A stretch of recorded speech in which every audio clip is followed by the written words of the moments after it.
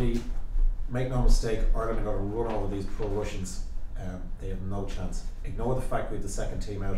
This is as good as any Ireland team. We're going to have fellas playing for their position on the first team. There's a World Cup final up for grabs if you're a complete optimist and you're in that training camp.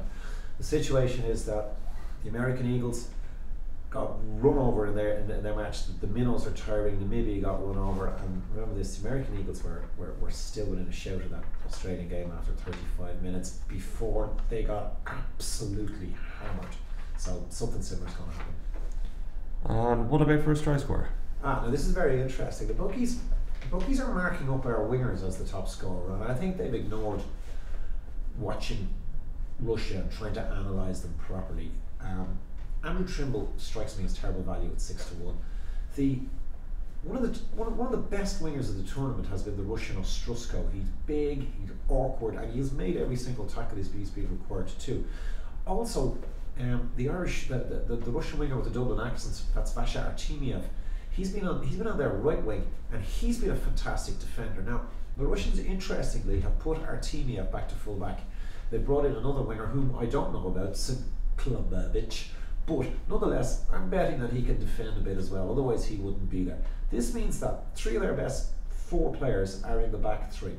The missing player is the open side 7.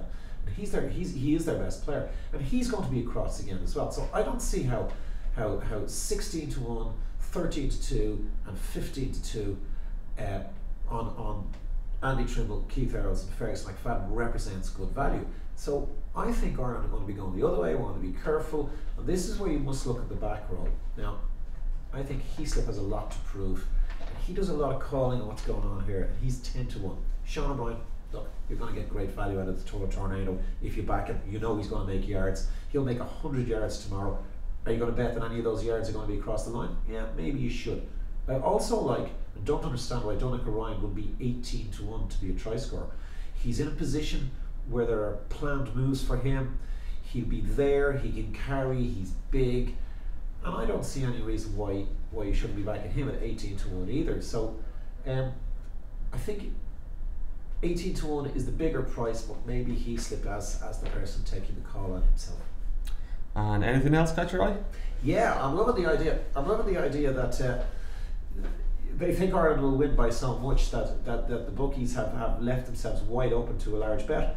Down at 50-1, you can back Ireland to win on any single point. Be careful about this now. On any single point target between 34 and 39. That's 34 at 50-1, 35 at 50-1, 36, and so on and so forth and so forth.